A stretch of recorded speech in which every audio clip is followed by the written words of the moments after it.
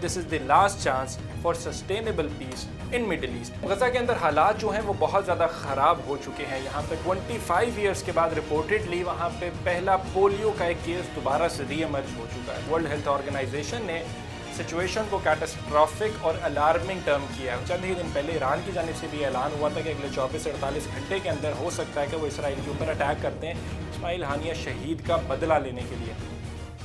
بسم اللہ الرحمن الرحیم. السلام علیکم. میں ہوں اسماعیل Qasim and you're watching the Blue Truth. Will there ever be peace in Middle East?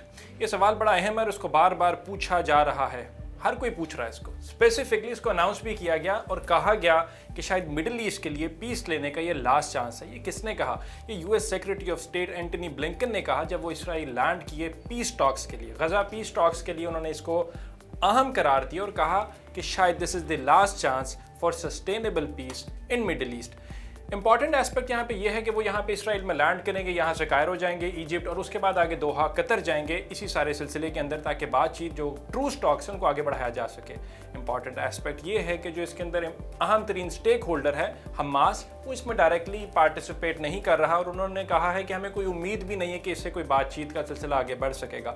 یہاں پہ ایک تھوڑی سی ہپوکریسی نظر آتی ہے ہمیں امریکہ کی بھی اسرائیل کی بھی کہ ساری سچویشن کے اندر بھی جو پیلسٹینینز مار دیے گئے ہیں ان کا کوئی حوالہ نہیں دیا جا رہا. 40,000 سے زائد جو بچے بزرگ خواتین شہید کیا گیا ہے ان کی پرابلم نہیں ہے. یہاں پہ پرابلم یہ ہے کہ بھائی وہ چند جو تھوڑے سے نمبرز کے اندر اسرائیلی جو پرزنرز ہیں ان کو ریلیف دلوانا ہے, ان کو چھڑوانا ہے اور ان کو واپس بلوانا ہے. سو دیٹ از آل. یہ سب کچھ بیس لائن بنا کر یہ پیس ٹاکس جو ہیں ان کو دوبارہ سے ان کا آغاز کیا گیا ہے. دوسری جانب غزہ کے اندر حالات جو ہیں وہ بہت زیادہ خراب ہو چکے ہیں. یہاں پہ 25 ایئرس کے بعد ریپورٹڈلی وہاں پہ پہلا پولیو کا ایک کیس دوبارہ سے ری ایمرج ہو چکا ہے. تو انڈرسٹینڈ کریں کہ گریوٹی آف دی سچویشن کتنی خراب ہے. WHO ورلڈ ہیلتھ آرگنائزیشن نے سچویشن کو کیٹاسٹرافک اور الارمنگ ٹرم کیا ہے. انہوں نے کہا ہے کہ جو بچے ہیں 2.3 ملین کی ٹوٹل پاپولیشن ہے اس کے اندر سے جو 8 ایئرس سے کم بچوں کی تعداد ہے اور اسپیسیفکلی 5 سال سے جو کم بچوں کی تعداد ہے وہ ڈائریکٹ رسک کے اوپر ہے اور ان کی جان کو بہت زیادہ خطرہ لاحق ہے. اوورال جتنی بھی ویکسینز ہیں, ویسے تو اسرائیل نے اناؤنس کیا آفٹر دس کہ وہ قریباً 1 ملین کے قریب ویکسینز جو ہیں وہ غزہ کے اندر جانے دیں گے, لیکن وہ کب آئیں گی, اسرائیل کو کب ریسیو ہوں گی اور وہاں سے آگے کب ٹرانسفر کی جائیں گی اور آیا کی جائیں گی بھی کہ نہیں, مطلب there are too many questions that do not have any answer as of yet. Overall امریکہ کی سچویشن کو سمجھیں تو وہ بڑے زیادہ ڈیسپریٹ نظر آتا ہے. یہاں پہ جو بائیڈن نے بھی بیان دیا کہ ہم یہ پیس ٹاکس جو ہیں سکسیسفلی ان کو ہینڈل کروا لیں گے. اینٹنی بلنکن بھی یہی بات کر رہے ہیں, لیکن آخر ایسا کیوں ہے؟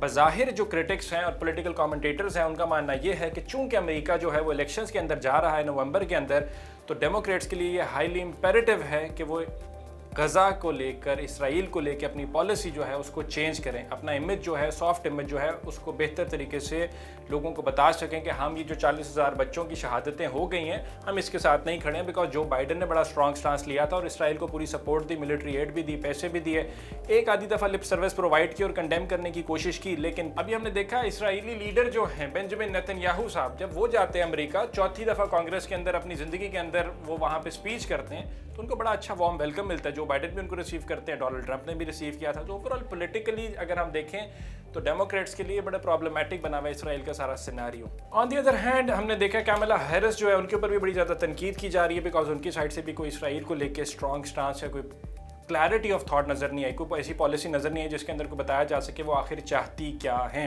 اوورال اگر ہم دیکھیں تو مڈل ایسٹ کی سچویشن جو ہے وہ بد سے بدتر ہوتی جا رہی ہے. ہم نے دیکھا بھی چند ہی دن پہلے ایران کی جانب سے بھی اعلان ہوا تھا کہ اگلے 24 سے 48 گھنٹے کے اندر ہو سکتا ہے کہ وہ اسرائیل کے اوپر اٹیک کرتے ہیں اسماعیل ہانیہ شہید کا بدلہ لینے کے لیے. تو وہ چیز بھی ابھی کہیں درمیان میں ہوا کے اندر ہی ہے, اس کو بھی کسی سائڈ پہ نہیں لگتا.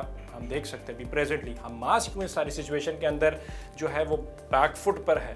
کیا وہ بیک فٹ پر ہے یہ بھی ایک سوال ہے, لیکن اس پیس ٹاکس کے اندر وہ فور فرنٹ پہ نہیں ہے, وہ نہیں اس کے اندر حصہ لے رہا. تو کیا حماس کو کہیں سے کوئی گارنٹی ملی ہوئی ہے کہ ان کو سپورٹ ملے گی, ملٹری ایڈ ملے گی, فائنینشیل اسپیکٹس ان کے کورڈ رہیں گے اور وہ اسرائیل کو دوبارہ سے حملہ کریں گے, بدلہ لے سکیں گے؟ آل ان آن چائنا کے بھی اسپیکٹ ہے, رشیا بھی اس کے اندر ہے, ایران بھی ہے. So Middle East remains a very volatile region and in the near future ہمیں سچویشن جو ہے وہ بہتر ہوتی نظر نہیں آ رہی. This is me Ismail Qasim signing out until next time. اللہ حافظ.